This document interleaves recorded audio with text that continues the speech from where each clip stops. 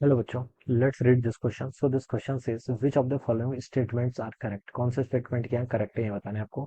We have given the four statement. देखिए आपको ABCD four statement given किए हुए हैं।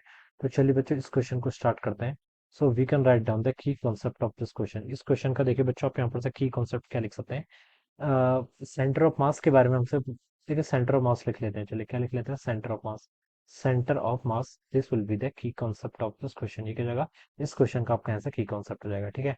अब बच्चों देखिए सेंटर ऑफ मास हम सेंटर ऑफ मास होगा। ठीक है, सेंटर ऑफ मास देखिए आपकी बॉडी का वो पॉइंट होता है जहां पर हम कंसिडर कर सकते हैं कि whole of the mass of the body is to be concentrated. अगर हम बॉडी को न्यूटन्स लॉज ऑफ मोशन लगा रहे हैं तो सेंटर ऑफ मास पर हम ये एज्यूम कर सकते हैं कि अगर हम वहां पर वो फोर्स एफ लगाएं सेंटर ऑफ मास पर, ठीक है, तो बॉडी जो आपका ट्रांसलेशन मोशन करेगी तो हम उसके सेंटर ऑफ मास पर फोर्स लाके उसकी क्या कर सकते हैं, स्टडी करते हैं। That point is called for centre of mass.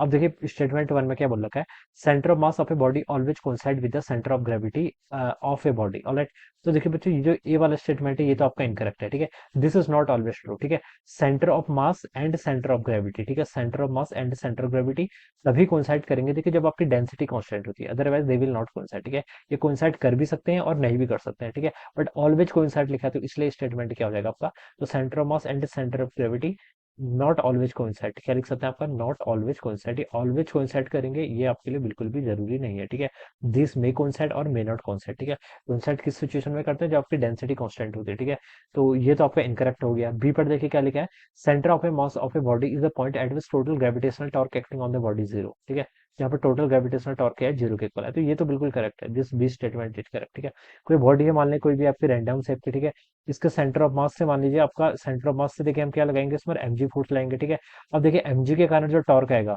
Torque देखिए हम इस बॉडी का किसके अबाउट फाइंड आउट करेंगे, इसी पॉइंट के अबाउट। तो हम बता सकते हैं कि इसी पॉइंट से जहां पर से आपका फोर्स है वही आपकी क्या है, एक्सिस है। ठीक है, उसी एक्सिस के अबाउट देखिए आपको क्या लग रहा है, जो फोर्स एमजी लगेगा। ठीक है, हम टॉर्क भी इसी पॉइंट के अबाउट कैलकुलेट करेंगे। तो हम बता सकते हैं line of action of the forces passing through the centre of mass, hence we can say that जो टॉर्क होगा वो किसके इक्वल होगा, आपका जीरो के इक्वल हो जाएगा। किसके इक्वल हो जाएगा, आपका जीरो के इक्वल हो जाएगा। ठीक है, तो इसलिए जो आपका ये वाला स्टेटमेंट है बच्चों ये क्या हो जाएगा आपका, ये भी आपका जीरो, ये आपका टॉर्क जीरो के इक्वल हो जाएगा।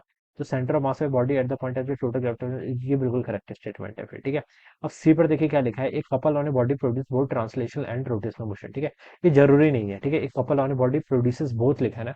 देखिए बच्चों अगर आपका कोई ऑब्जेक्ट मान लीजिए इस तरीके से है, ठीक है, इस पर आपने कपल क्या होता है, इक्वल एंड अपोजिट फोर्सेस। ठीक है, फोर्सेस का मैग्नीट्यूड इक्वल होगा तो इसके कारण तो देखिए ना ही ट्रांसलेशन मोशन आएगा अगर कोई ऑब्जेक्ट पर हम ऐसे फोर्स लगा रहे हैं, और ना ही कोई रोटेशनल आएगा। ठीक है, तो ना ही ट्रांसलेशन मोशन आ रहा है ना ही रोटेशनल आ रहा है। कोई ऑब्जेक्ट ऐसे है मान लीजिए, ठीक है, आपने इस पर कपल लगा लिया ऐसे, तो इसके कारण सिर्फ रोटेशनल आएगा, ट्रांसलेशन नहीं आएगा। ठीक है, अगर इक्वल मैग्नीट्यूड के फोर्सेस है तो जरूरी नहीं है। ठीक है, तो थर्ड वाला स्टेटमेंट भी रॉन्ग है।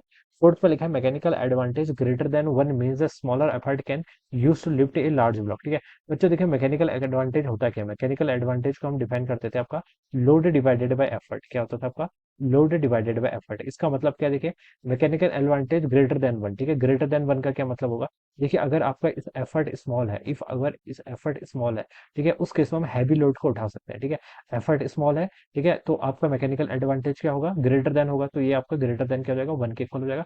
तो उस केस में हम बता सकते हैं कि हम स्मॉल एफर्ट से भी लार्जर लोड को क्या लिफ्ट कर सकते हैं। ठीक है, तो mechanical advantage greater one means smaller effort can be use to lift a larger load. तो ये स्टेटमेंट भी बच्चों बिल्कुल करेक्ट है। तो बी भी करेक्ट है और आपका डी भी करेक्ट है। ठीक है, तो ए ऑप्शन यहाँ पर से क्या होना चाहिए, अपने आंसर राइट आंसर होना चाहिए। कौन सा, ए वाला ऑप्शन इसका राइट आंसर होना चाहिए। Alright, so we can write down that option A would be the correct answer of this question. Okay, so I hope you understood this concept. All the best and thank you so much.